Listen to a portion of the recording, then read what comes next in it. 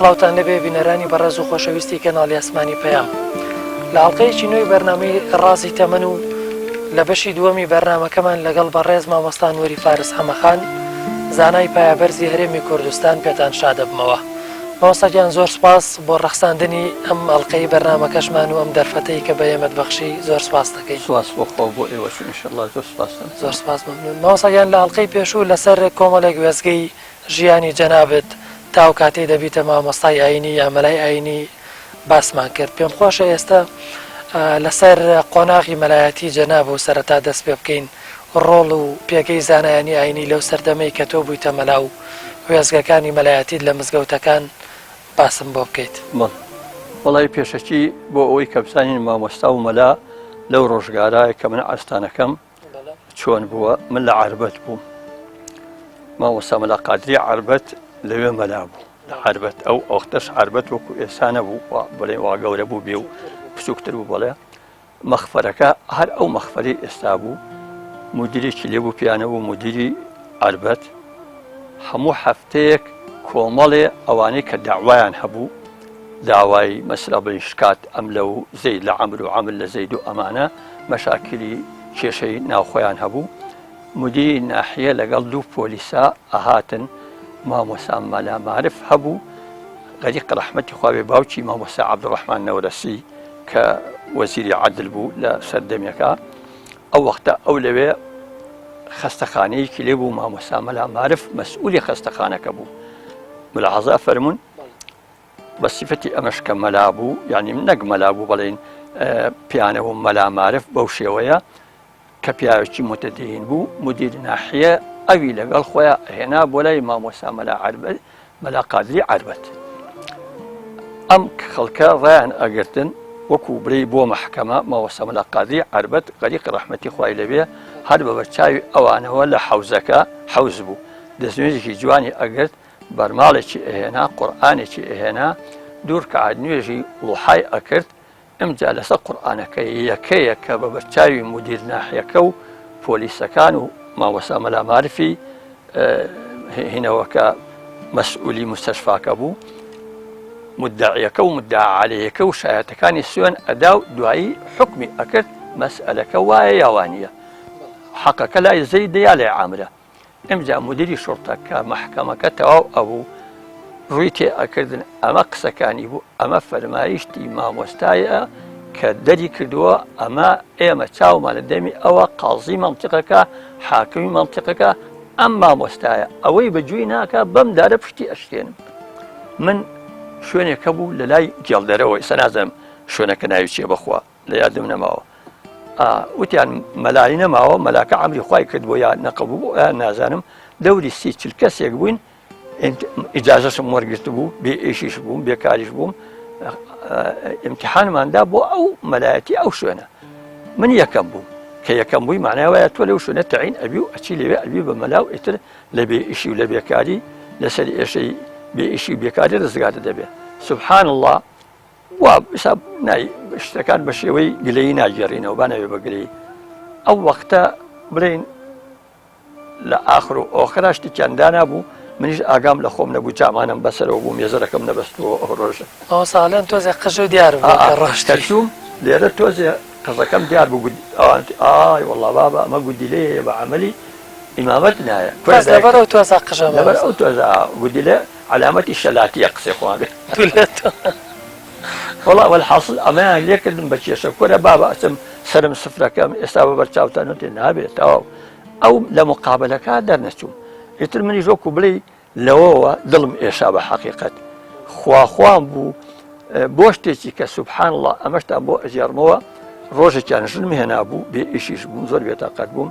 ئامۆزایەکەم هەبوو، هەم زاوەشمان بوو، خۆشێکم ژنی ئەو بوو کە ئێستا خۆشکەکەم ماوە خاوەنی ناوە، خوا ڕەحمی پێ بکە. هات وتی نووری وتی وتی ئەگەر دەی بۆ برای ماوە وەرە 3-4 ڕۆژ لێو بخۆت بەو بێتاقەتێکە دەوتم بەڵا باشە. وەڵام منیش عەقڵم بە شتەکە نەئەشکاوەکو ئەوان. خەریک بوو سواری گوێ درێژەکە بووم، قارماوتی عایبەت تۆ بەم هەیئەتەوە مەلا و فەقێ و ئەمانە و لەناو ئەم بازاڕا سواری کەروێت قەراق سار سواری کەرەگەم لەناو بازار سوار نەبوویت. نەیهێشت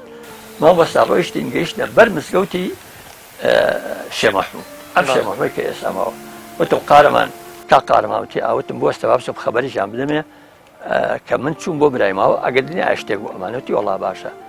کە چووم فەقیەکانی تۆزێ مەشغوڵیان کردم وەکو چاش حازر و چاکەم خواردەوە کە هاتمە دەرەوە ئەبینم فەقی ڕەشی هەبوو میرانیان پێ و لە دوورەوە ئەڵێن مەڕۆ ئیشم پێێتە دەتۆ قەدەی خوا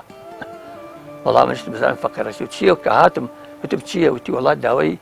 ئەمە جەریدەیەکم بۆ ناوی نووسراوە لە جێیشە داوای ئیمامی عسکەری ئەکەن ئیمام تابور وانن بەڵێ باشە ئەمە بۆ تۆ باشە فرنەڵی وتم وڵا قارەمان تۆ بڕۆ من نایەمەوە چوومە ئیمتیحانەکەەوە الحەمدوللا لەمەیان دەرچووم کە دەرچووم ئەمجا جا نکتێکشتا هەر بۆ بجێڕمەوە کە چوون بۆ معاملەکەم لەگەڵ ئەو فەقی ڕەشی هاتوین ئەو لە بەغا بوو تۆزێ عەربی فێر بوو کە منی چووم وتی بابە عەقیدێک بوو کە چوین لە وەزارەت دیفاع پرسیمان کە معاملەکە چییە و چی نێگە و دەرچووم دەرنەچووم ئەمانە وتی دەزێنە لە سلێمانیە لە من واڵێ لە سلێمانی دەسراوە ئەیوەزانی بە کوردی پێتەڵێ والله ئیتر ئەژنۆم شکا کورەوەتی مەلاڕشتی وتی وتم مەلاڕشتی چی وتی کورەوە باڵێ نردومانە بۆ سلێمانی مەترسەوە دزنی ئەو نکتەیەم هەدەف کرا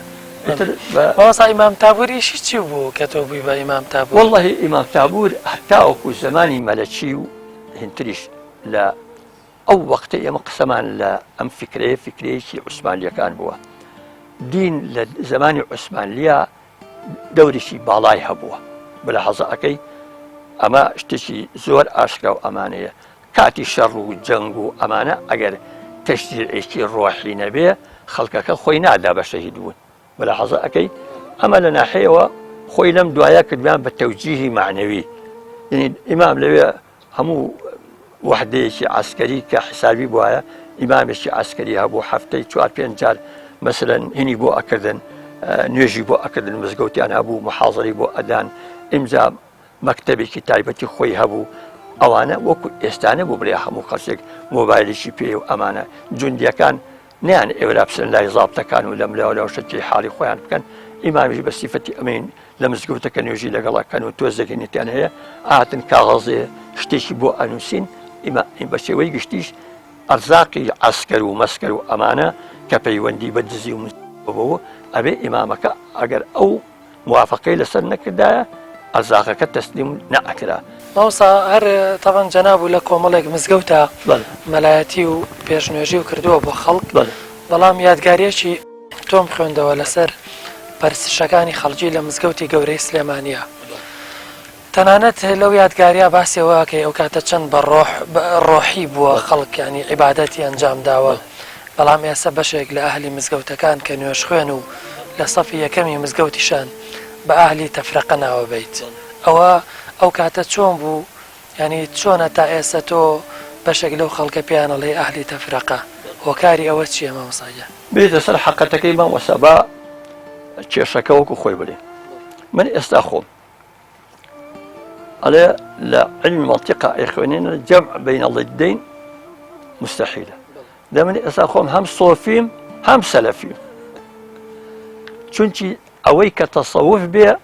بەشە باشەکەیم گرتووە ئەوەشی کە سەلەفی بێ بەشە باشەکەیم گرتووە بێتە سەر حەقیقەتەکەی بڕوا بکە هیچ وەکو محەممەد عەبدولوەهاب ئەمەی کە لە سەلەفیەکان ئێستا ئەیدەن ئەم چاوی چەپەی منە ئیبن تەیمیە ئەم چاوی ترمە ئەم دوانە خزمەتێکی عالەمی ئیسلامیان کردووە حتا دنیا لەبیر ناچێت چی ئیبن تەیمیە چی ئیمام محەممەد عەبدولوەهابی حیجاز بەڵام جێگەی داخە خەڵکەکەی کە دوای ئەم دوانە کەوتن بە هەڵە دوای کەوتن عینن وەکو شیعەکان دوای حوسەین کەوتن بە هەڵە ئێستا لە ناو خۆمانە کێشەیەکیان دروست کردو بۆ ئەوی کە خەڵکەکەش تۆزێک لە شتەکان تێبگا مەلاحەزە فەرمووی بەڵێ مامۆساجە کێشەکە ئەبێ سەلەفی ڕقی لە سۆفی بێ و سۆفی ڕقی لە سەلەفی بێ لە جەمع الجوامع ئەفەرمێ لە زمانی ئەو وەختەی کە جەمع الجوامع ئەم کتێبەی نووسیوەتەوە کۆمەڵێ لە سۆفیەکانیان هێنا ئیتیهامیان کردن بەمانە کە ئەمانە زەندیقن بتپەرستن خواپەرستنین مشریکن ئەمریان دەرکی بە ئیعدامیان سوڵتان ئەمریکی بە ئیعدامیان قازی ئەمریکی بە ئیعدامیان تەسلیمی جەلادیان کردن کە پیان ئەوت سەیاف حەز ئەەکەم شتەکە تۆزە درێژەی بدەینێ کە ریزیان کردن یەکە بدا لە گردنیان و کەولێک هەبوو بۆیان ڕائەخستن کە ملیان ئەنایە سەر دیوارەکە لەشی بەم دیوە ئەکەوت و سەریشی ئەکەوتە سەر کەوڵەکە لەم دیەوە هیچی چیانتیا بوو ناوی نورالدین و لە دواوە بوو هاتە پێشەوە سەیافەکە لی پرسی و بۆ هاتە پێشەوەتی هەتاوەکو سەعاتێ لە ژیان ببەخشم بە برادرەکانم خۆم لە پێش ئەوانە شەهید ببم کە وەختی تعقیبیان لێ کرد و ئەمەیان گەیانەوە بە قازێکە و قازەکە بانی کردن وتی وەڵڵاهی بابە ئەگەر موسڵمانی ڕاستە بێ ئەمانە لە کاتێکا سەریانە پەڕەنرێ لەسەر دین لەسەر دین بەڵێ ئەمدا هەم قازەکە پەشیم بابەوە هەم مەلیکەکەش پەشیمان بووە شتەکە لە یەک تێنەگەیشتنە و ئیمجا عاملی دەرەچیش لەم شتە ئیستیفادە وەرئەگرێ بەڵحەز ئەەکەی جا من بۆیە ئەمەشی ئەەکەمەوە حەز ئەەکەم موسڵمانان کە بە شێوەی گشتی لە شتەکان بەهەڵە تێنەگەن جارێ ئەوە بزانن پێغەمبەر سەلی الله عەلەیه وسەلەم 23 ساڵ پێغەمبەر بوو دەوری نازانم ئێستا بەباشی نیوەی بڵین لە مەککە بووە هیچی بەدەست نەبووە خواخوای بووە خۆی شاردۆتەوە کە نەکوشرێ کە وەختی حکومەتی تەشکیل کردووە و دەسەڵاتی هەبووە لە مەدینە بووە بۆ لە حەزەکەی لەم حاڵەتەشا کە لە مەدینە بووە لە 95 خەریکی جێژڕێک خستن و خەڵک هین بووە سوپارێ خستن و شەڕ و شۆڕ بووە کە خەڵک دەوریان داوە و هاتوونە دەسەری و ئەمانە بووە بۆ لە حەزەکەی ئیزەن لە 95 حیاتی پێغەمبەر ئەو فترەی کە پێغەمبەر بووە بەسی داعوەتەکە بووە تەشریع نەبووە غەیری قورئانەکە کە خوا ناردوتێ خوارەوە بۆ پێغەمبەر و سەحابەکانی بەڕۆحەوە بەتەواوەتی تەطبیقیان کردووە هیچی کەیان لە بەردەسانە بووە ئەمجا بەرەبەرە پێغەمبەر صلی الله علیه وسلم لە مناسبەکانیشا حکمێکی کردووە قەزایەکی کردووە ئەو سەحابانەش وەکو مەحوی خۆمان ئەڵێ کە ئەچوویتە مەدینە لە تۆ وایە پێغەمبەرستانە سبحان الله خوای تبارەک و تەعالا حافظەیەکی وا هینێکی وای داونەتێ هەموو شیفای پێغەمبەرێک بوون لەبەرەوە هەم سونەتەکە بەڕێک و پێچی هاتووە بۆ ئێمە هەم پێغەمبەرەکەش بێت و هەر کەسێک مەلایەکە بوو لە کەرکووک برادرم بوو ناوی مەلا خەلیل بوو یادی بەخێر بێ ماوە وتی مامۆستا وتی ئەمڕۆ چوومە حەمامەکەی خۆمانتم بەڵێ وتی قالۆنچەیەکم دی لێوێ لەسەر پشت کەوت بوو نەمێرا ڕاستی بکەمەوە چونکی ئەترسم خۆی کە ئەو حاڵەتی پێخۆشتر بێ ئەوانە ئاوا لە دین تێگەیشتون ملاحەزەکەی دەی ئەگەر تۆ سەلەفی بی یا سۆفی بی خوا شایەتی حاڵ بە خوای تبارەک و تەعالا سبەینێ نایە یعنی ئەو خوا گەورەیە ئەگەر ئیسان تێی بگات شێتە بێ بە حەقیقەت تۆیەکی فەقیرێکی لادەیەکی کە ناوی خۆی نازانێ بنووسێ لەسەر ئەوە محاکەمەی بکە و محاسبەی بکە کە لەبەی دوو کۆڵەکان نوێژی کردووە یانی کردووە ئەمانە نەبن بە کێشە باشە لە زمانی پێغەمبەرە خۆی صلی الله علیه وسلم لە یەک مەجلیسا بە 3 جۆر حکمی کردووە هەرێکی بە پێی عەقڵی خۆی ملاحەزەکەی جا ئەوە لەو بابەتەوە من ئەوەنەی کە لە یادم بێ و بە فکرم بێ ئەمەنە بەسە بەڵێ مامۆستا هەر بەدەر لە مۆزوعی سۆفی و سەلەفی لە سەردەمی زوڵم و ستەمی دەسەڵاتی بەعسا وەبزانم جارێک هێرشی سوپای بەعسیەت بۆ سەر کۆمەڵێک گوندنشین بەڵامەچێتە شوێنێک تەبەن ئەو میلەتی کوردی لەسەر تاوانی کافر بوون بە حسابی خۆی دەچەوساندەوە بەڵام بچێتە گوندێک خەڵکی گوندەکە هەوارەکەن ئەڵێن کاکە ئێمە موسڵمان نین مەسیحین وازمان لێبێنن لە کتێبەکەتا باس کردووە پێم خۆش ئەوەم بۆ باسکەیتەوە جارێتر ئەوە مەوەسا وەڵڵاهی من لەو بابەتەنە منم لەلایە مێشکم خەریکە ئەتەقی ئێمە لە مەنتیقەیەک بوون ئێستا ناوی مەنتیقەکە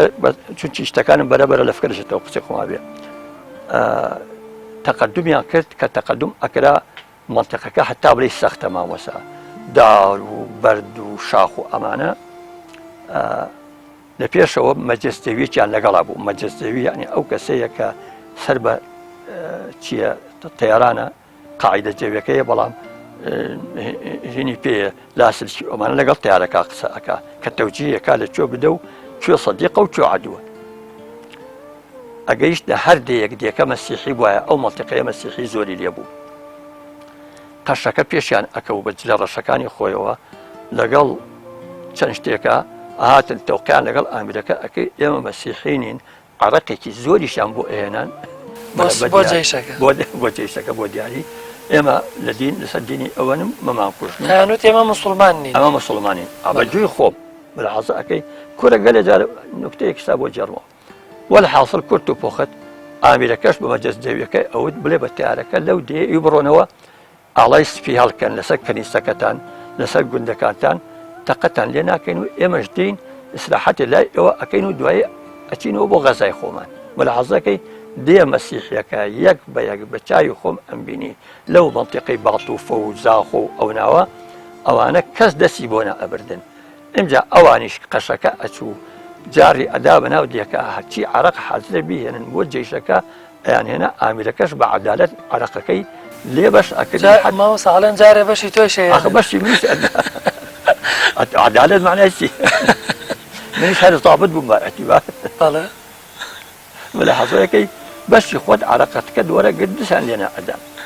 ماوەسا تۆ چی لێ کرد وەڵی من بێتە سەر حەقەتەکەی تر لەوە لەمە دو ئەم گۆڕیوە لەگەڵ زابتەکانی ترانیە ئەواشتیکەیان بەرکەوت هەر فەرهود بوو مامۆستا تۆ تەسەور کە بڕوا بفەرموو مەبەستم ئەوەیە کە واقعەکە خوا کە بیەوێ تۆ خزمەتێکی پێ بکات پێت ئەکا باشیەوەیەک بێ ئەم تەجریدی بوخاریە کە من مختصری صحیح بوخاری کە تەرجەمەم کردووە بێت چۆن چۆنین تەرجەمەم کردووە ئەمە حەقیقەتەکەیەتی جارێکیان نایب عاریفێک هات وتی مامۆستا چوین بۆ ئەم دێکەمان ڕووخانوە سووتانوە چووە مزگەوتەکە ئەم کتێبەی لێ بوو هێناومە یا لێم کڕە یا بە دیاری ئەدەمێ ئێوتم ڕۆڵە ئەمە فەرهودە فەرهود نەکڕینی هەیە نە دیاری هەیە بەڵام بێنە وی دەبە من ستێکە تا دەدەمێ سبحان الله بۆ یەکەم جار بوو کە من بوخاری ببینم کە لەو نایب عاریفە کە دزی بووی لە فەرهودی دیەکە بوو کەچی بوو بوون بوو مایە ئەو ڕەحمەتە کە تەرجەمە بکەی بە کوردی ئینشەڵڵا خوش لێم خۆشە بێکە ئەو غەڵەتم کردووە تۆ منە حەزە بکە ئێمەش ئەوا بوو لەوێ مەسلا من عەرەقەکەم وەرەگرت چونکی نەتەوێرە ماوەسا مەلا عەزیزی کانی هەمزەیی غەریقی ڕەحمەتی خوا بێ لەگەڵ خۆما لە یەک مەجلیسا لە لای پیرەمەگرون لە زێوێ دانیشت بووین مانگایەکیان هێنا عەلی مەردانی نامەردی کە تورکمانی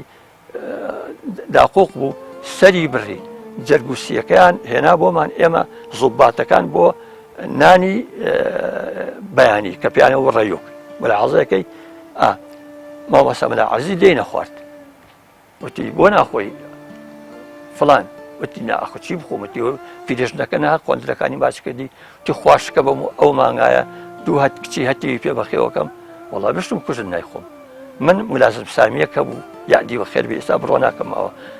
ئەوە قاچی بەیەکەوە بووین لە سەر مێزەکە کە دانیشتم نانی بەیانیمان ئەخۆت وتی نانەکەی خۆ بخۆ ئۆباڵی بە مری من لە تۆ باشتر نوێژەکەم وتی خێرت دەگاشە ڕەنداگە خۆت بە گورگان خواردومەدە دیوە ئامیر سەیری تۆ مەلا عەزیز ئەکا بزان ئەی خۆنیانە مامۆستا عەزیز نەی خوارد 11 ساڵ 11 مانگ لە چیچ نابوو بەس لەسەر ئەو نام لەسەر ئەو نەخواردنە مەلا حەزەکەی 11 مانگ لە سێزی نابوو ئەمجا فەسڵیشیان کرد وەڵام من تێت جگەرش تاوانەکەی بەم لێ ئەو زافتە واللهی ڕەحمە لە دایک و باوکی مەلا حەزەکەی من بەستم ئەوە نەبوو کۆ ئێمە بەڵام چارن نەبوو تۆ بتخوارد ئەم نەخواردە تازە مانگە بۆ سەر بڕابوو تامە بەستم چی ئەوە حاڵما بوو ئەچینێکە دێ موسڵمانەکە لەوێ نێریان لێ ئەبڕی ئەوەی دەست لە تۆ بە تەیارە لیان ئەدا ئەوەی کە نەش کوژرا بوو ئەگەر بە حاڵ و ناحاڵ ڕۆحی تیان ما بایە لە گەنجەکان ئیتر مەگەر پیرێکی اختیار دەرچوایە ئەمە کە موسڵمان بوو ئیتر حتا مزگەوتەکەیان ئەسووتان خواشایەتی حاڵە بەڕێی مزگەوتەکەیان ئەدسی هەنگ چییە ئەیان دزی و ئەیان هێنا ملاحەزەکەی ئیتر مەپرسە یعنی سبحان الله ئەمانە کە موسڵمان بوو ئیسلامەکە وەکو شتێک خوانەخواست بوو بەهۆی ئەوە کە ئەیان کوشتن ئەوەشی کە مەسیحی بوو لە بناو مەسیحیەکە ڕزگاری ئەبوو ئەو ڕژێمێکی زۆر پیس بوو بەڵام جێگەی داخە وەکو جاری پێشوت پێویست ناکە بڵێن خەڵکەکە کارێکی وایکەی وەکو کفرندزەکەیان لە ڕەحمەتیان بۆ باوکیان نهات خەڵک خەریکە ڕەحمەت بۆ آخر خەڵک ڕەحمەت و تەبەت یەدا ئەبی حەلەل بەغدادی وآله وصحبه الأوغادي بەخوا حقیقەتەکەی وابووی مامۆستا مامۆستاگیان بەدەر لەو هەموو تەنگە و چەڵەمانەی کە لە ژیانە هەبوون 2000 ساڵی 1957 تۆ لەگەڵ خاتونێکی بەڕێز بە ناوی زەکی خان زەواجەکەیت باسێکی ئەو زەواجەم بۆ بکە و چەند منداڵتان بەیەکەوە بوو چەند کوڕ و چەند کچ وەڵای بێتە سەر حەقەتەکەی من وەکو عەرزم کردی جاران کە ماوەستا مەلا ئەسعەدی مەحوی غەریق ڕەحمەتی خوا بێ کە ئیجازەی نەئەدا بەیەکی هەتا سوورەتی نیسائی لەلا نەخوێنێ چووکی ئەوی وتەوێ نەتەوێ لە پاش ئیجازەکەی تر خەریکی چنێنان ئەبی منیش لە پاش ئیجازە وەرگرتنەکە برادەرێکم هەبوو سەولا ئەسعەد بەیەکەوە ئەما خۆن ناوی مەلا ئەحمەدی مەلاکەریم بوو کە خەڵکی تەنیسەر بوون تەنیسەر و برای ماوە ئاوا بەیەکەوە یعنی کە نودیەکانمان لە ئەسڵا هاو سنوور بوو وتی وەڵام من نیازم هەیە بچم بۆ ئەزهەر بە خوشتێکشم هەیە کاتی هاوسەرگیری و ئەمانەتی حەزم ناکەم بەجێ بێڵم وەرە ئەو خوشکەون دێمێ وەڵا منیشتم لەخوا بۆ زۆر باشە کە وەختە چوین و تەماشامان کرد و ڕێک و پێک هەردوو لا بەدڵیەک بووین و ئەو ئافرەتەم هێنا کە ئەو ئافرەتەم هێنا هەموو جارێ خۆی ئەی و غەریق ڕەحمەتی خوا بێ حتا لە کتێبەکانە لە تەرجەمەکانە من لەوانەیە بڵێم ئەوەی کە پەیوەندی بەلادەی بەحتەوە بێ هەموو لەوە فێر بووم مەسە تۆ ئەچیت بەحسی کونەی تایە مەشکەی تایە هیزەی تایە مریشکی تایە نانەوەی مریشکی تایە هێلکە ئەمە لە حەدیثەکانە هەمووی هەیە ئەو ئافرەتە بەسی فەتی ئەوەی کە خۆی لە لادێ گەورە بوو ئەوانەی لەبەر بوو وەکو ئەلفو بێ ملاحظە ئەەکەی لەو لایەنەوە زۆر ئیسفادەم لێ ئەکرد بەڵام خۆشی خۆنەوار بوو قورئان خوێنێکی جوان بوو باوکی وەختی خۆی خوا عەفیکە یاخوا لەگەڵ خوشتێکی کەیا هەبوو ناوی زوهرە بوو فێری قورئانی کردبوون بەڵام نەیهێشت بوو کە دەست لە قەڵەمەوە بدە چونکی ئەو وەختە مەلاکان ئێنەوە ئافرەت کە فێری قەڵەم و قەڵەم باسی بێ فێری دڵداریش ئەبێت کە عەقڵەکە وا بوو فێری نامەنووسین ئەبێ نامەنووسین ئەبێ ملاحظەکەی بەو شێوەیە جا من بەسم ئەو ناحەیە ئیتر کە ژنیشم هێنا سبحان الله ئەوەنەی پێ نەچوو کە لە حەبانێتە عین بوون ئیتر لەگەڵ ما لە غەریبی و لە هەراوریا تقریبا 50 ساڵێک بەیەکەوە ژیان خوارێ خۆش بێ ئەوسا چەند منداڵتان و 5 کوڕ و 5 کچم هەبوو لەو ئافرەت لەو خێزانە بەڵێ خێزانە بەڵێ 5 کوڕ و 5 کچ ئێستا الحەمدولله نوێیان ماون 4 کوڕ و 5 کچیان ماوە بەڵامیان شەهید بوو ماوەسا لەسەر شەهیدبوونی ئەو کوڕەت تەوان وابزانم ناخۆشترین یادگاری ژیانی تۆ شەهیدکردنی ئەو کوڕەتە بە ناحەق لەلایەن چەند کەسێکەوە ئەو کوڕەت بە چ شێوازێک شەهید کرا وەڵی بێتە سەر حەقەتێک شت ڕائەکێشێ ئێمە لە کەرکووک لە دوورزوڵات بووین کە وەکو عەزم کردی ئەو وەختە لە زمانی سەدامە کورد زۆر مەزلوم و مەغدور بوو لە تەنیشتمانەوە عارەسەیەک هەبوو ئەم مناڵێنی منیش لەبەر ئەوەی عارەسەکە هەموو کورد بوون ئەچون بۆ ناو کوردەکان ئەم کوڕی من لەگەڵ برادەرێکە برادری گرت کە ناوی خەلیل بوو کە هاتینە سلێمانی ئەوانیشان لە کەرکووک دەرکە ئەوانیش هاتن بۆ سلێمانی ملاحەزەکەی کە هاتن ئەو خەلیلە کوڕێکی جەربەزە بوو ئازا بوو لای کێلدۆڵانی ناسان بەخوا ئێستا ناوەکەم لە فرچەوە لای ئەو بوون بە پێشمەرگە ئەنۆردۆڵانی ملاحەزەکەی بوون بە پێشمەرگەی ئەو وەختەش پێشمەرگەی وەکو ئێستا نەبوو بتبەسێتەوە هەر ئەوە بوو لە مناسباتێکە ئامادە ئەبوویت و تەواو ملاحەزەکەی چەکیان ئەدای تێ و تۆزێ مەشقی شتێکیان پێ کردی و شەش ڕۆژێک هینەتەکەی چی پێڵێن حراسەت ئەگەر و دوایی بۆ خۆت ئیشی حۆرتەکەی ئەو وەختەش قەدەری خواوا بوو ئێمە بەهۆی ئەوە من تازە تەعین بوو ئین تەقاعود بوو پارە وشتما هەبوو سیارێکی باششمان پێ بوو خۆی و ئەو خەلیلە لەگەڵ ئەو سیاریان پێ بوو دۆلاریان ئەبرد لە پێنجۆن ئەیانکە بە تمەن و دوێ یانهێناوە بۆ ئێرە چەند جارێک بەم شێوەیە کابرایەکی نامەرد کە بەناسیاوی خۆیکی بەناسیاومان بوو بە جاسوس بەسەریانەوە کەزانی بووی پارەیان پێەیە چوو بوو بە کۆمەڵێ دزوتێردەی لە دەوری عربەت وتبوو دوو مناڵ هەن سیارێکی ئاخر مۆدێلیان پێەیە یەک گونیە پارەیان پێ ئەیبەن بۆ هەڵەبجە و دێنیەوە بۆ پێنجێن بۆ ئەوڵێ بۆ پێنجێن وڵا ئەوانش دایکانی سپیکە لە بۆیان دانیشت بوون کورت و پۆخن هەرپیان کوشتن بەناحەق سیارەکەشیان برد پارەکەشیان برد ئیتر کەوتینە ڕۆژێکەوە مامۆستا ڕۆژی ڕەش نەتانەزانی چێ بووە نە ئێمە زۆرتر چی کاری لێکردن ئێمە 50 ساڵ من 30 ساڵ ناوجێشا بووم خواشایەتی حاڵە شتی وام کردووە یعنی ئەگەر پیان بزانیم ئەعدام ئەکرد پێشمەرگەم لە ناو کەرکووکەوە ڕزگار کردووە کوڕی شەمسەدینی برای دکتۆر مستەفا یعنی لە دژی حکوومەت شتی وا پێشمەرگە لە شەڕ کردووە لە جەماعەتەکەی دابڕاوە خۆی کردۆ بە ناو کەرکووکە لە باتیەوە دەرچێ سەران نێشیەوە هاتبوو بۆ نەوتەکە ئەوش بەرەبەرە ماڵی مامێکی لەوێ بوو مامەکەشی نەی ئێوێرا بیگرێتە خۆی وتی مامۆستا ئەمە منیشی پێ عیدامەکەن تۆ هاتچۆنێک بێ لە پاڵ ئەم بۆ ئەمامابی شارەوە من شاردمەوە هەتا سعید ئاوباریکە بوو لە لای ئەو سعید ئاوباریکە وتی بچۆ ئیجازەیەکی درۆ دەلەسەم بۆ بێنە لەوە و پڕم کردوێتەوە و هەوەیەکی تەزویری بۆ دروستکراوەمانی ئەمەمان بۆ نەکراوە تێگەی لێرەوە بووە هەورامان ئەمە جاشی فڵان کەسە نەک پێشمەرگەی بۆی بە سەلامەت دەرچێ بەڵام بەو شێوازە ئەو کوڕی تۆ شەهید کرا بەڵام کەچی تو ئەمە بڕوا بکە کوڕێکە بوو ئێستا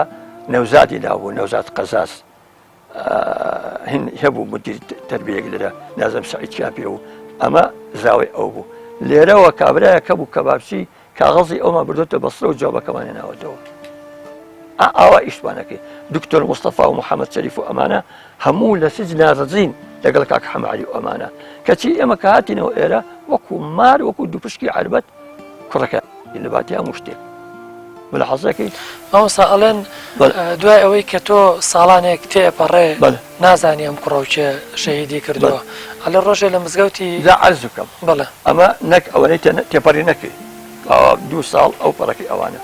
ئیتر شتە و ڕۆژ من و دایکی ئەگریاین و هاوڕمان لەخوا ئەکرد و دوعامان ئەکرد و خۆیان ئەم حەقە بسێنی وەڵا ڕۆژێکیان وەعزەرم بەخوا یا مەولوو بوو یا مناسبەیەک لەو مناسبەتەکان یەجارن هینیان ئەکردنەوە حیان ئەکردنەوە لە مزگەوتی گەورە لەگەڵ مەلاکانە دانیشتوین زاوەیەکمان ئێستا قەیناکە بە ناوەکانی ژۆڵین ناوی جارە نەمەنووسی لە شتەکان هەموو بە شتەکە خراپ بوو بۆ ڕۆژگارە وڵا ئێستا ناوی زاوەکەمان نایەنم چیشن ترسێت هاوتی وڵا ئەوە کابراایەکەیە فام کوچۆغەیەکی ڕەشی لە بەرایە دانیشتۆ لای مەلاچۆرەکان وڵا کە چوومە بینیم کابراایە دانیشتۆ ڕام کوچۆغێکی ڕەشی لە بەرایە و کوڕژی جەنتەڵ وتی تۆ نووری فارسی وتم بەڵێ چ دەبڕدەمە چێ وێنە من کوژەوتم بۆ تی من کوڕەکەی تۆ کوشتووە وتی ئەبێ بم کوشیتەوە وتم بۆ وتی وڵا هەموو شتێک نەقیبێک دێ دەسەنێتە بینم ئەم خنچێنێ ئەڵێ ڕزگارن ناکەم تا نەچی ئەم تاوانە ئاشکرانەکەی ئێوتم وڵا کاکە من لە پاڵ کاک ئەحمەدی شێخ سەلام ناکوژم ئێمە ئێستا هاتوونی بۆ مەولوی و ئەمانە و دەنگی شەڵمە بڕەوە لە حاصل بردمە ژوورێک لە ژووری حافسەکان لە نووکەوە کە چۆن چۆنی ئەمانە ئەو کوڕی منیان کوشتۆ لەگەڵ ئەو خەلیلە فەقیرا بە نووسین نووسیمەوە وتم دەکاکە تۆ بڕۆ بە وتی ناڕۆم خۆ کوڕەکەی هینماوە وتم چۆن وتی ناڕۆم بەخوار ئەمانە و حاڵی تاوتەوە تێکچوو دەبڕۆ مەلا مەحموودی خۆمان هەیە مەلا مەحموودی بەکتەبە وتم بەیانی سەعات 9 وەرە بۆ لای مەلا مەحموود ئەچین بۆ لای کاک سەلاح بوو مدیری شورتەی سلێمانی بوو سەلاح چاوشین ملاحەزەکەی لەوێ قسەی خۆت بکەوە قە نەبێ وەڵا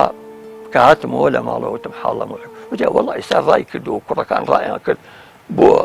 سەیتەرەکان و ڕانەکە و دەفتم کوربابە و ڕانی کردنی چی و قورئان ڕای کێشمەندی کردوێتەوە کە بەیانی چوون بۆ لای مەلا مەحموودی وەخام لە سەعات 8 لێرە ئەم شەوم لە هەموو شتێوە خراپتر بووە نەقیبەکە هاتوۆتەوە تاسانوێتی کاکە ڕزگارم کە من ئەمانە نایەنم بۆ لای ئەمانە نا باوڕێت وڵات چوین لای کاکە سڵاح چاوشین کاک سڵاح چاوشین لە ژنەکەی خۆیان خوا هەڵناگرێ چای بۆ هەردووکمان بانکی نەگوار بۆ ئەویش ئەمدا هینێکی بانکی فۆزێک وت کاتبێک تەقری دەکەی کە چەند کەس بوون و کێ بوون و لە نووکەوە پێنووسیەوە وتم کاک سەڵاح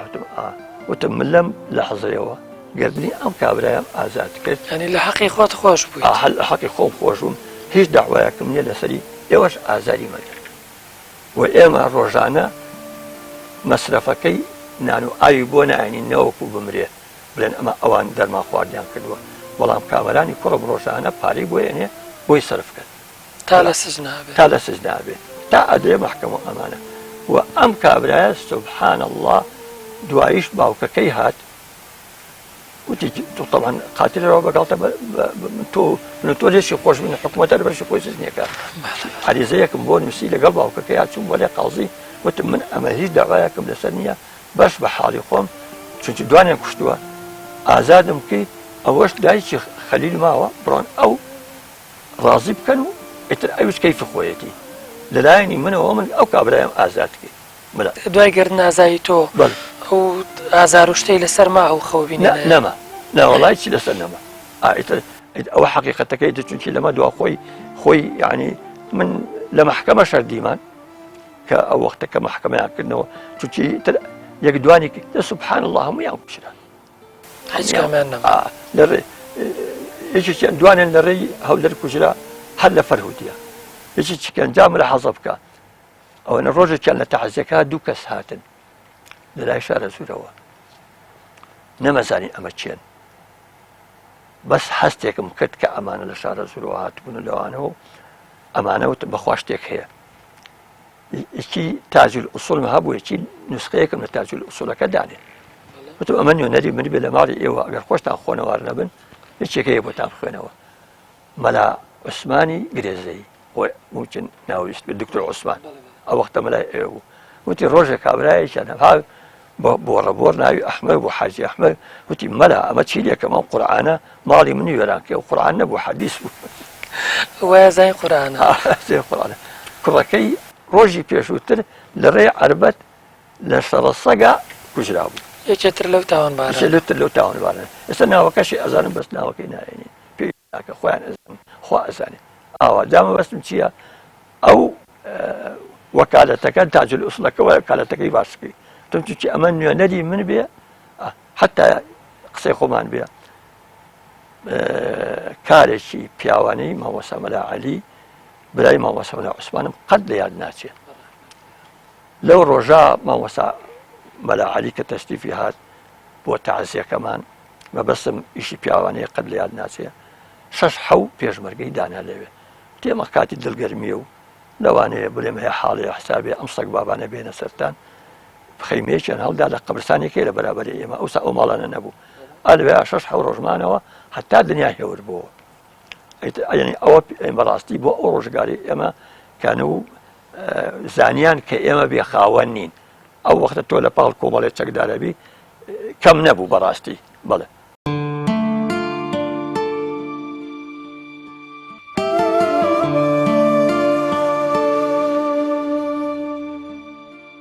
مامۆستا نووری فارس حەمەخان خاوەنی دەیان بەرهەمی نووسرا و وەرگێڕانە بە تایبەت فەرموودە پیرۆزەکانی پێغەمبەری پێشەوا صلی الله علیه وسلم لەبەر زۆری بەرهەمەکانی و ناوازەی و جیاوازیان پێم خۆش بوو لە نێو کتێبخانەکەی خۆی و لە ماڵەکەی خۆی لە زاری خۆیەوە بەرهەمەکانی بە ئێوەی ئازیز بناسێنێ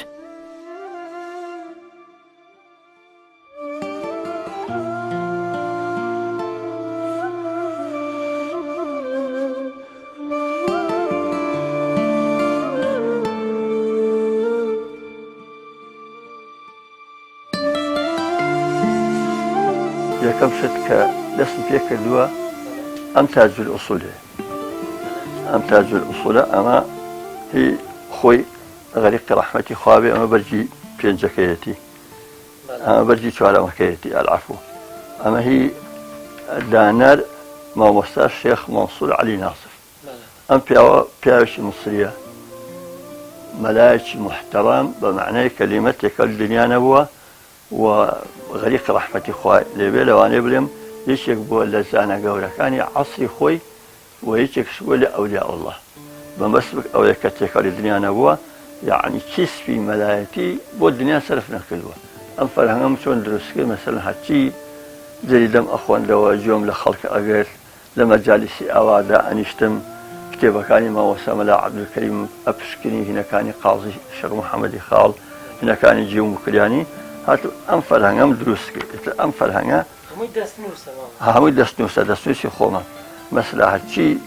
مستەلەحاتێک کە پەیوەندی بە فیقە بە حەدیثەوە بێ لێرا کۆمە ئەکردەوە کە ئەگەیشتمە کەلیمەیەکی سەعب قورس بیران بە ئاسانی نەمەزانی معناکەی چونکە ئەم کتێبانە گەرێک تەماشا بکە یعنی بەڕاستی فەرهەنگێکی زمانە هاتم لێرە ئەم دۆزیەوە مصلاح حەزەکەی کە ئەم دۆزیەوە ئیمجا لێ هین تۆمار ئەکرد ئەمە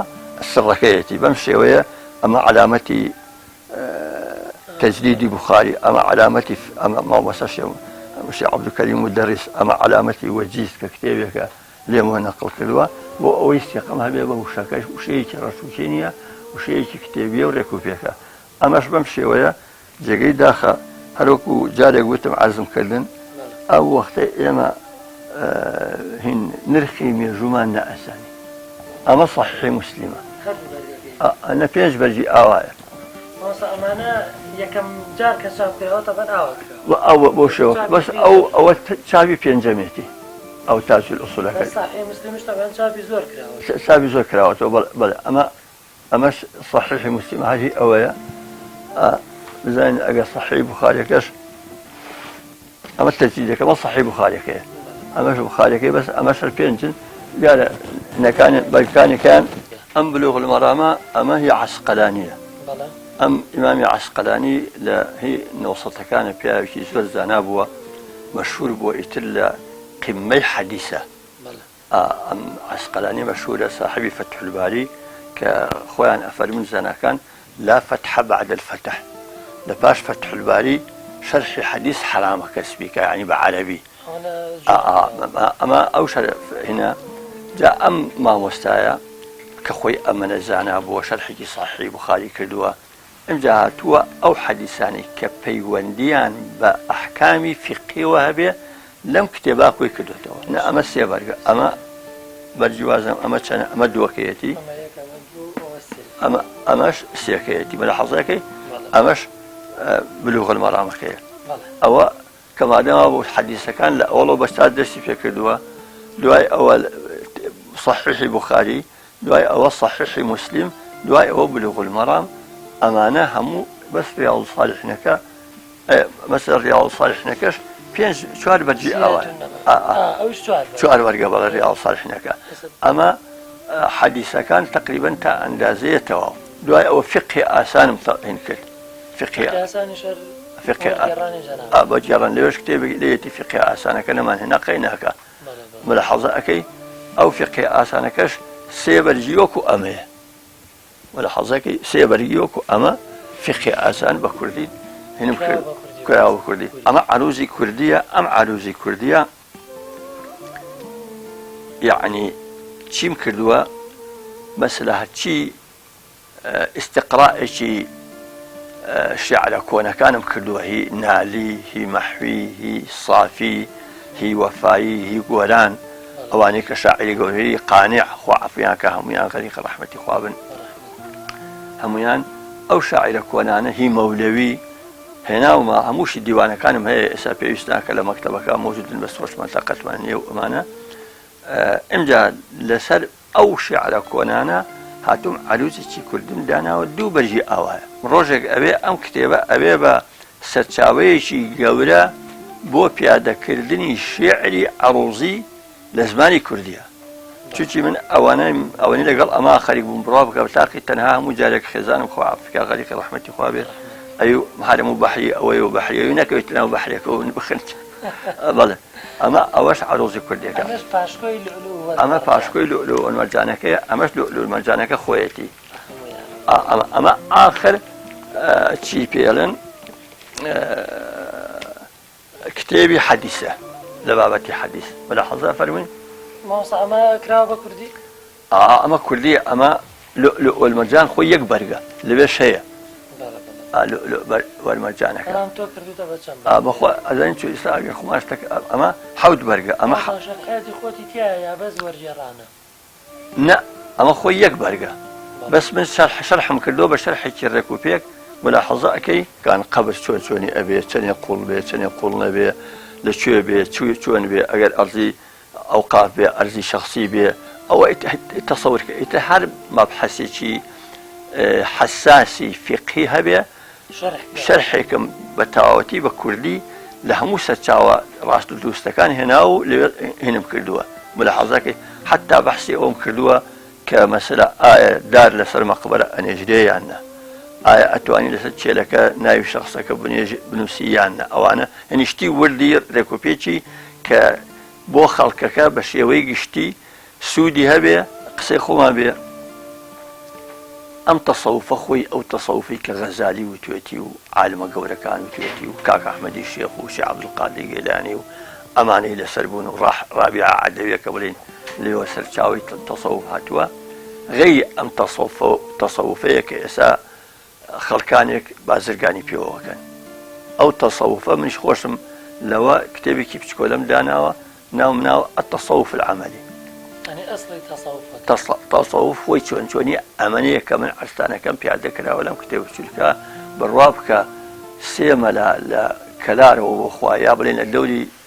کەرکووکەوە بوو شوێنەکەم باش تووچی باسی تەسەوف خوا بە هێنیتیانە بێ حەدسێکیان بە تەلەفۆن ئەوانە من ئاسێ ماوەسا حەدسێکیان وتیان لە ئەوەڵەوە تا ئاخر حرف 3000 خوێندومان تۆ ئەو سەردامانە خۆی مەبەستم ئەوەیە تەسەوفی عەمەلی شتێکی زۆر جوانە سەفای قەلبی تایە تەزکیەی نەفسی تایە ئیمجا بەو شێوەیەش نییە کە تۆ هەر دنیا لەبەر چاو بکەوێ نە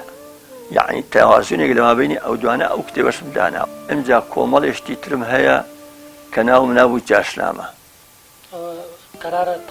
بەڵێ ئەوە قەرارە بەخوا ئێستاوە خەریکم ئەینووسمەوە قسەی خۆمان بێ ئەجا ئەمە وەختی خۆی سەرچاوەیەکی باشم هەبوو بە قەدەر ئەو هینە هەبوو ئێستا باش نییە بڵێم لای شێدامانە برایشی کاک خەتیبی شێخ محەممەدی خەتیب هەبوو غەریق ڕەحمەتی خوا بێ نابی مامۆستا ڕەئوف بوو بەهۆی ئەوەوە دام بەلایەنێک ئەوانینیان هەبوو ئەوەی کە کتێبی تیا خەرج نەکەن نەک کتێب مەخلووتە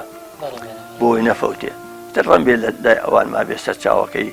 کتێبێکی گەورەی ڕێک و پێک و جوانیش بوو بە خەڵکی خۆم نووسی بوومەوە ئیتر ئەگەر لەوێش نەما بێ ئیتر کورە خوا بکە هەرما بێ بەس کەسێ ناوی خۆشی لێ بنووسی قەیناکە هەر بڵێ بڵاو بێت بڵێ ئەمە هندلو و مەرجانەکە ئێستا کە هینی ئەەکەم تقریبا 4 بەرجی ئاوم تاو کردووە خۆی 5 بەرگە عەرەبیەکەی من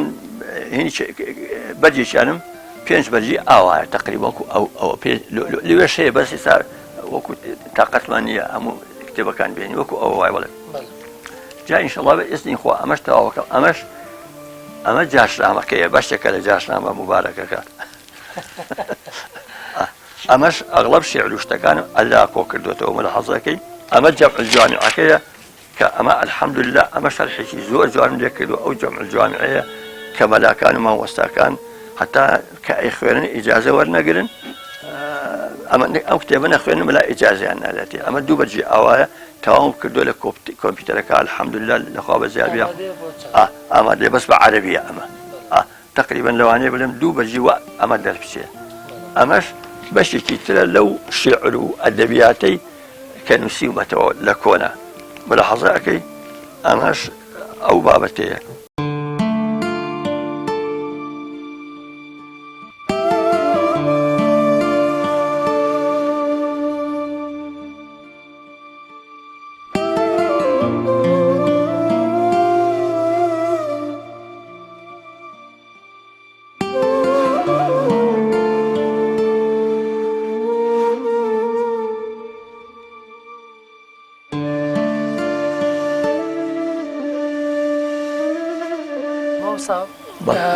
بەگشتی لە بواری نووسین جەناب و ئەو ڕیوایەتانەی کە یا ئەو فەرمودە پیرۆزانەی کە صحیحن یا ئەوانەی کە حەسەنن بۆ نمونە یا مەوزوعن لە بواری فەرمودا دەستێکی باڵاو هەیە تەواوی ئەو فەرمودانە وەرجێڕاوە بەڵام زۆر جار لە ڕۆژگاری ئەمڕۆمانە فەرمودەیەک ڕیوایەتێک کە زەعیفە بۆ نمونە هیچ سەنەدێکی نییە ئەهێنرێ مسلمانی پێ ئەترسێنرێ بۆ نمونە ڕەمەزانی ئەمساڵ کە تێپەڕی هەر من خۆم چەند تەلەفۆنێکم بۆ هاتووە پیانەوتم 15 ڕەمەزان کە جومعەی تێیەکەوێ بە پێی فەرمودەیەکی پێغەمبەری خوا عەلەیهی سەڵات وسەلام دنیا کۆتایی پێێت بەڵام دنیاش کۆتایی پێ نەهات چی هەیە لەسەر ئەو ڕیوایەتانەی کە بەگوێی مسلمانان ئادرێ بە مەبەست بێ یا بێ مەبەست والله بيت سر حقتكي لوي اما حديث الصحيح لزماني بيغمري شا هبوا غير الصحيح لزماني بيغمري هل هبوا بلان بيت سر حقيقتكي دوشت هي قرآن صحاح السنة كبخاري ومسلم وترمذي والنسائي وأبو داود أم ششة حق وايا ما مستا بريزة كان نبي كسي دميان لنا كتي غلطة إسا قانوني عراقي وكنوا من يقبلين فلا لقي لي أبيتوا أما جزائية أما نازم شيء أمانة حديثي في غمري صلى الله عليه وسلم لهمو بابتك هي هموشيان صحيحا بلام توفيق لقاليانا زور زحمته ملاحظة أكي توفيق لقاليانا بزورشت أبي يا علي أما نسخة يا علي أما عامة وأما خاصة يا أما علي بو فلان شوينة بو فلان شوينة مثلا وكو نمونيك بيني نوا كخلق كسري ليشيوا وكو أو نزنا بدلي في غمر أفرمي هر كسي لم دو جيعي خوارد واتل السير بياس فلا يقربن مسجدنا أما الصحابي كي كجويل يبوا ليرا أم أجر مسجدنا أم مزقوتي في غمرية كإسا في غمري تاني يشرعه ملاحظة كي بلام يشيكا بمشي ويجربيتي أي شر صحيحة فلا يقربن مساجدنا لو أنا برين أو وقت مساجد لزماني في غمرة على مدينة أبوها ملاحظة أكي همو مزقوتة كان يد والحاصل إمجا لترجوكرا آية أجر تو جاري لجاران ببي حديثة كبيرة أجر عموم حسيب كين أبي هركسية بمناليش دايشي شلي بيازي دابيتي يترها تا نتشتو يزوز قوتكم شو بيازي خواردو يانا ربطي حديثك تقول عليه من أكل من هذه الشجرة فلا يقرب مسجدا ولا كسك وكو موايا هركسية لاشي بيس بيت تخني مزقود نكوي تخور بو يك مزقوتا يا هر وقت لاشي بيس بو ما اسمان شيء أمانة همو بيوستان ببسبورة نك سياسة قصيتي من لو بيلو بوشونم أو حديثاني كبو موعظة به قيناك بها مو كسي دميان لبكوجيه أما داعي إسلامي إشي بم حديثاني فأما قضايا فقه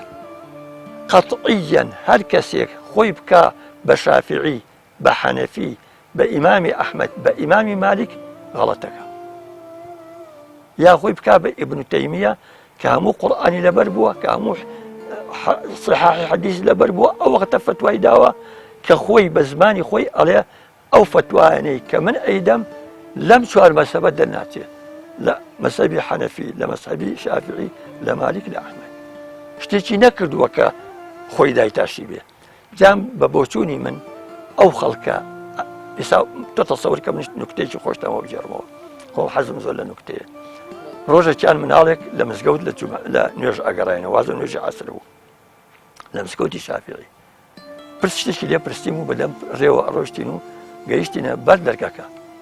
من ريشيس بيو دشتاش هيك من برايو شوي ملاو على أولياء أنا الله من علىك لا يراستو أبو منيش خليبو بيش كومن ذركو درسم لا يسبون من علىك بيش لون لا تيامنوا يعني أو بيش كين نقبل لفرو إلا لا يراسو لو أما تيجيشنا بحلا ببيش شوان آخر باشا أما حديثي كيا وعلى كبر قولك بيش کەچی ئەو بە تەواو بوو لە بەرەوەی لای ڕاستە بڕوە یعنی ئەمانە بۆیە ئەڵێم خۆشایەتی حاڵات تێگەیشتنەکان لە کارەکە بە پێچەوانەیە. ئەوسا پێم خۆشە پرسیار و لەسەر نووسەرێکی گەورەی کورد جەناوی مامۆستا عەلی باپیر لێ بکەم. دیارە بەرهەمێکی زۆر زۆری لە بواری ئاینیە لە بوارەکانی تریشە پێشکەش بە کۆمەلگای کوردی کردووە. جەناب و بۆ چوون و چییە لەسەر کتێبەکانی جەناوی مامۆستا عەلی باپیر؟ وەڵڵی من مامۆستا مەلا عەلی باپیر لە سەرەتای گەنجیەوە هەتا ئێستا ئاگام لە بەرهەمەکانێتی و بەڕاستی بەرهەمەکانی مامۆستا مەلا عەلی باپیر وەکو برێن شتەکانی لەم ڕۆژاناوە 15 ڕۆژێکە بێ وازم بەحسی تەفسیر بوو لە ئەوڵ جۆم لێگرت تا ئاخر نازم چێس بوو لەگەڵیا. بەڕاستی ئەوانەی بە معنەی کەلیمە هەموو دڵهەژێنە، شتی جوانە، شتی ڕێک و پێکە، بە شێوەی گشتی بەرهەمەکان تابلەی جوانن و من یعنی بەڕاستی هەر وەختی کشکە مامۆستا مەلا عەلی دەرئەکەوێ ڕەسەن گوێی لێ ئەگرم و مامۆستا مەلا عەلی زیاد لە هەموو شتێک زیرەکیشی پێوە دیارە، یعنی زیرەکیێکی تایبەتی خۆی هەیە ملاحەزە ئەەکەی ئەو زیرەکیی لە بەرهەمیەکانە ڕەنگ ئەداتەوە و ئێستاژێت تا تقریبان ئەو بۆ بەرەوە ماوە وەکو من هێشتا ئەوە پیر نەبووە ئومێد ئەبێ ئینشاءالله ئەمجا دووهەمیش قسەی خۆمان بێ ئەم بەرهەمانە کە مامۆستا مەلا عەلی هەیەتی خەڵکەکەی ئێستا بەهۆی ئەم تەلەڤیزیۆن و فەیسبووک و مۆبایلەوە تەچیونەتەوە لە خوێندنەوە. ئەگەر بتوانن ئەو بەرهەمانە پوختەیەکی جوانی ڕێک و پێچیان بۆڵبژێرێک بکرێن بە تاقە کتێبێکی ئاوا 300 یا 400 لاپەڕەیی بڕوا بکە بەقەدر هەموو بەرهەمەکان سوودی ئەبێت. بەڵێ ئینشاءالله داواکارم خوای گەورە تەمەنی درێژ و لەش ساغی پێ بەخشێ. سروشتی بەرنامەکەمان وایە کە وەسیەتی کۆتایی بۆ دوای خۆت خوای گەورە ئینشاءالله تەمەن درێژ وکە بەس پێم خۆشە لە بەرنامەکەی ئێمە وەسیەتێک بکەیت بۆ منداڵەکانی خۆت یا بۆ ئەوانەی کە جۆ لێیەگرن. وەڵای بسم الله الرحمن الرحیم. وەڵام من خۆم کچێکم هەیە ناوی گەشاوخانە تۆزە زیرەکە خوێنەواریشە ئەوە وەکو وەسیەت نامەیەکم بۆ نووسیوەتەوە کە جێگەی داخە جارێک لەسەر بەرهەمێکی مامۆستا مەلا عەبدولکەریمی بیارە کێشەیەک دروست بوو لەمابەینی مناڵەکانیە و لەمابەینی ئەو کەسەی کە بەرهەمەکە تەبعەکە و کاکە حەمەما بوو نەیانێش تەبعی بکەن. بەڵام من لەم ڕۆوە لەخوا بەزیابێ ئەم بەرهەمانم ئەوەتی هەم یەک فلسم لێ ئیستیفادە نەکردوون و یەک فلسم لە کەس وەرنەگرتووە و داواش لە مناڵەکانم ئەکەم یەک کەسیان خۆیان نەکەن بە بابەتی ئەم بەرهەمەی من هەر کەسێ داوای لێ بکردن پەخشیان بکاتەوە بڵاویان بکاتەوە چاپیان بکە گردنی ئازابێ بە شەرتێ نەیشێوێنێ وەکو خۆی بڵاوی بکاتەوە ملاحەزەکەی خزمەتی بکە نەک بیشێوێنێ وەنە وەکو کەش ئومێدیش ئەەکەم طبعاً ئێمەشە جای مردنین ئەو چۆن پێشینەی خۆمان هەموو بینیمان ئێستا لە هینان ئومێدیش ئەەکەم بە ئیزنی خوا بە پشتی خوا یعنی منیش وەکو ئەو مامۆستانی کە ئەسم لە شوێنی خۆم ئەنێژرێم یعنی حەز ناکەم قەڵەباڵەکەی زۆر چونکی مێژوو درۆزنە ملاحەزە ئەەکەی هەر بە حەقیقەت لە ژیانما حەزم لە سادەیی بووە لە بێوەیی بووە. شێعرێکی خۆم هەیە ئەڵێ خۆشە بێوەیی چەتری سەرت بێ ئاڵای دەروێشی لەبەرت بێ نەخەمی مەزراو ڕانەمەڕت بێ نەترسی گوجی دەشت و دەرت بێ ئاسمان لێفە و زەوی بەڕت بێ نە لەگەڵ کەسێ هەرا و شەڕت بێ ترسی ڕووزەردی لای سەر و وەرت بێ تا لە ڕیسوایی سوال قوتەرت بێ حاڵ و ماڵێکی سەر و بەرت بێ هەواڵی هاوبیر قەلەندەرت بێ کاتی پێویستی هاوسەنگەرت بێ نەک لە سەرچینی بەرابەرت بێ کە پشتی هەرکەل لەزەرت بێ نەفسێ مزگەوتێ نزیک بەرابەرت بێ خەڵوەگا گیانی باخەبەرت بێ نەفسێ چون دەوان پڕجەوهرت بێ ژنێ بە دڵ خۆت هاو سرت بێ ئەمە لە دوای خۆم حەز ئەەکەم ئاوا بێ شوێن و بێ ئەسەر بمێنمەوە و لە دوورەوە کە بەلای قەبرستانێکەوە ئەڵحۆن سڵاوی لێکە بتەوە قەبر و مەبرم نەڕازێنەوە مەبەسم ئەوەیە ئەمە قەبری فڵانە کەسە ئەو درۆ لەسەی پێویست ناکە بەڵێ خوای گەورە لەش ساغوت ئامین ئینشاءڵڵا لەگەڵی ئەوە ئینشاءڵڵا بەس خۆشە مامۆستایان ئەزیەتمان دای موفق بی ئینشاءڵڵا یاخوا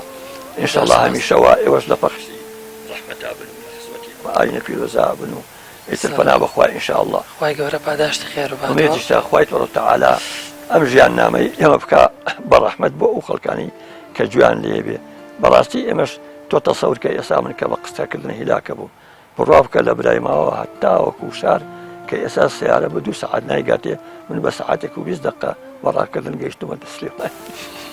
لەش ساغی مامۆستایان خوای گەورە موفق ئامین بکە خۆش بنی خوا بیێگن بینەرانی بەڕێز و خۆشەویست بەم شێوازە هاتینە کۆتایی بەشی دووەمی بەرنامەکەمان